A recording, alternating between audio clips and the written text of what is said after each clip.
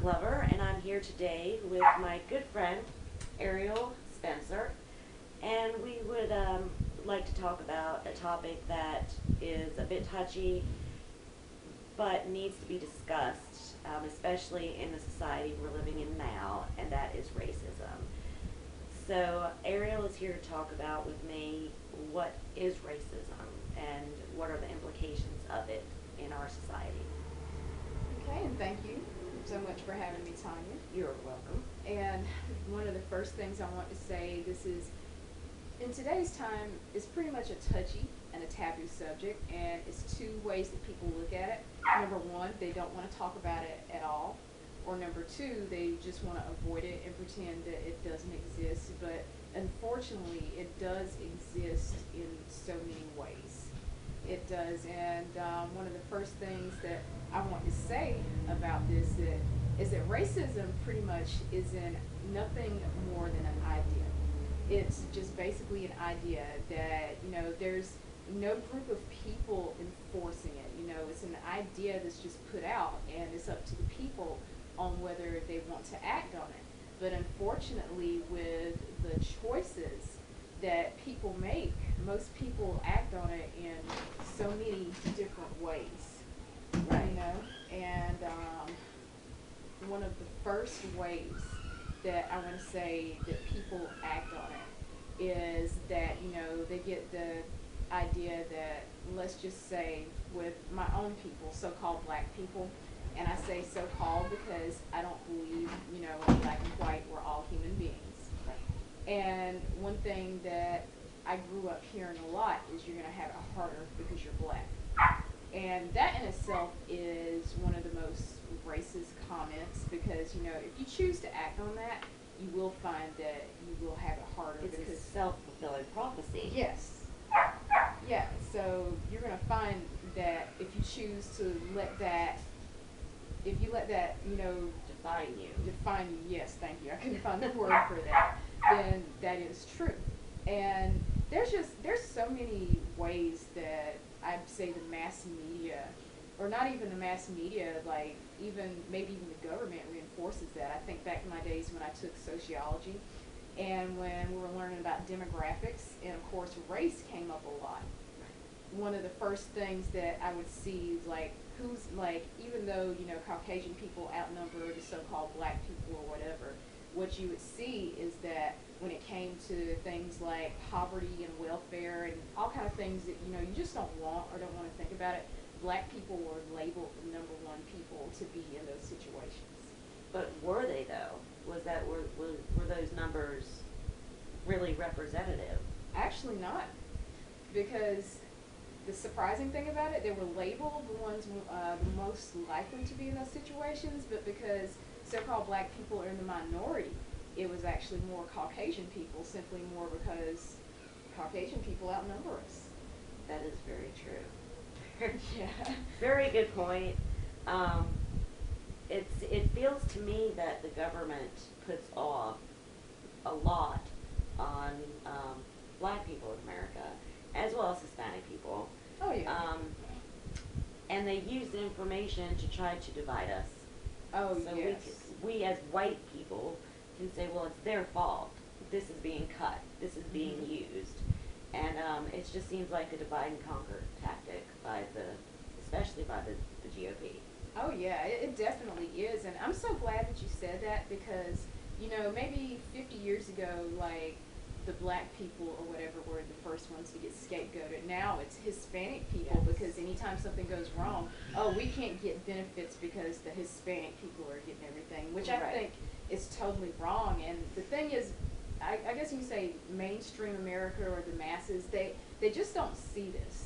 Right. I mean, all they see is like the scapegoating and the agenda being pushed, and they just react. That's all they want to see. Well, that's the easiest thing for them to do because Right. if you really want just to ignore everything and let the government run your lives and your information, then why look past it? It's simple living like that, but to uncover it, you have to really look at yourself then, and you might not see things that you like very much. Oh, very true. So, about racial profiling? Racial profiling, I think, is very alive, and not necessarily looking at it from a black and white perspective. I think it goes all the way around the rainbow with every single race. And one of the first ones I'm going to talk about, obviously because I'm a so-called black person, I'm going to talk about racial profiling with black people. And when most people, it's really sad, think of black people, they think of like, things like rap and BET. When they think of black women, like stereotype is like the ghetto booty and the weave, which is so not true. But at the same time, the media pushes this, and you have, I say you see this more with the youth than with like the 30 plus crowd. You see these things more like being pushed by the youth, and I think it's like a government agenda to push these things. Well, also though, when it comes to the youth, they get it from somewhere, and it seems to me like parents, people our age in our 30s, Yeah. They perpetuate that to their children because Bill Cosby, in fact, that was his main point. You have black people, black teens on the corner. I don't do, it ain't me, whatever in Ebonics. They're, that's being perpetrated by their families. True.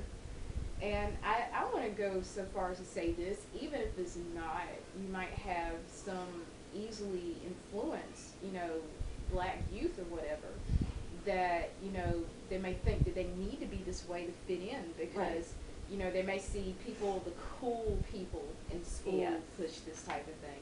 Or they may watch, like, oh, MTV, this is what they're pushing on MTV, and I want to be cool and stuff. So even if that's not pushed by their families, somebody's pushing it. Absolutely. But if their job as parents to say, this is not the way we talk. You want, and I hate to say it like this, but if a certain group wants to be taken seriously, they have to take themselves seriously. Oh, very true.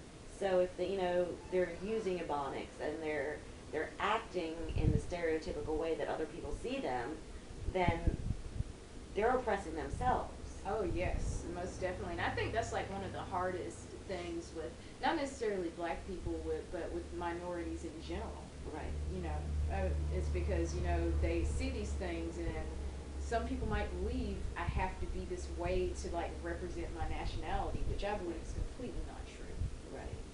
Now, you had problems in high school with this. Oh, yes. And I tell you, when I look back on this now, I'm like, wow, that's just absolute craziness because I've always been myself. Right. And one thing, I noticed the divide or whatever started about the time that I was probably a little bit earlier in high school. I'd say probably like, early middle school.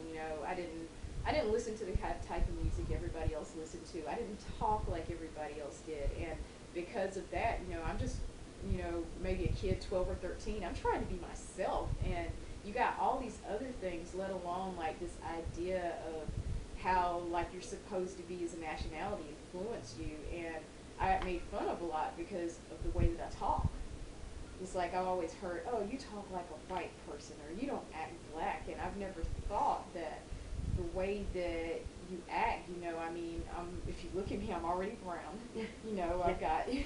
I've obviously got not straight hair. I don't think that I need to do anything else to portray myself as a so-called black person. But at the same time, growing up, I always hear, oh, you're not black. You act like a white person.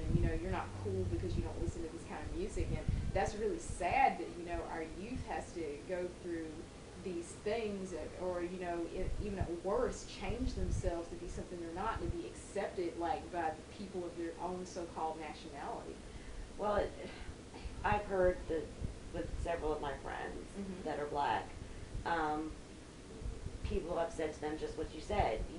You sound white. Yeah. You talk white. But what does that say about black people then? I know. What do you equate white with educated and intelligent, and black with ignorant and stupidity?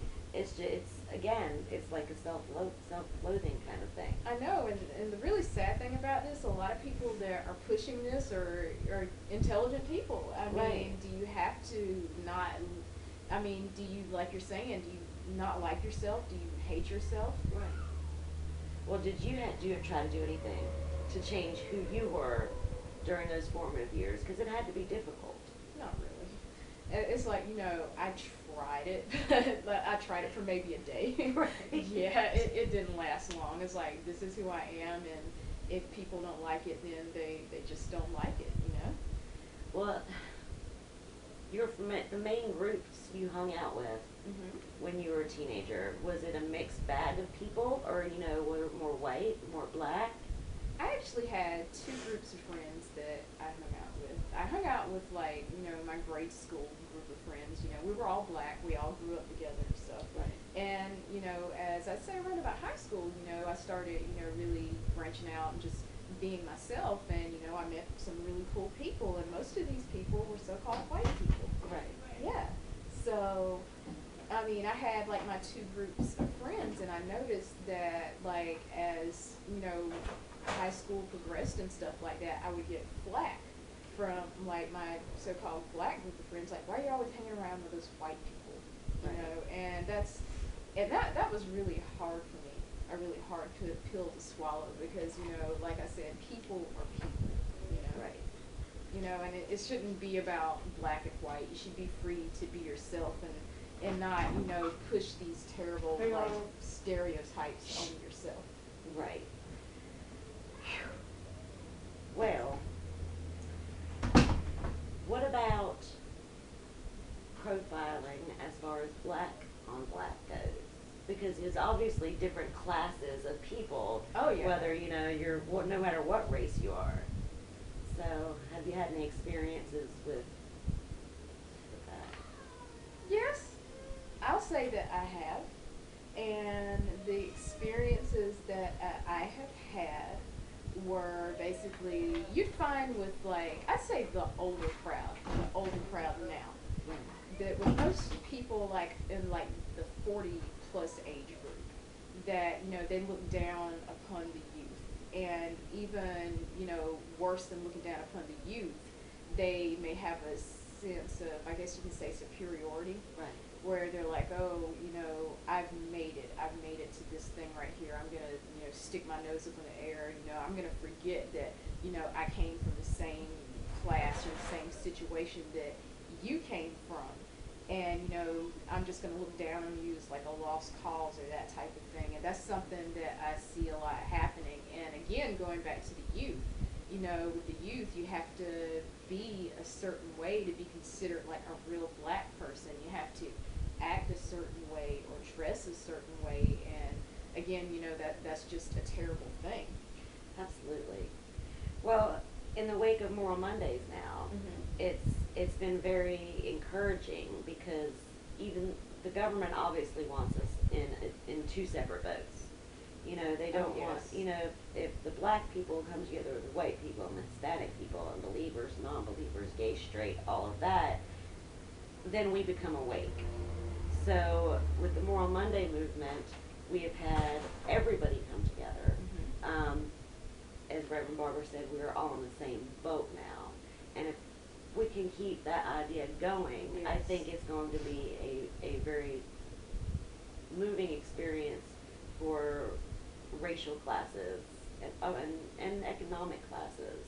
Oh yeah, I think economic class is really one of the biggest because one thing that I've noticed with people that of all colors, that when they seem like some people, when they move up the ladder, they just want to turn their noses up and forget where they came from. Right.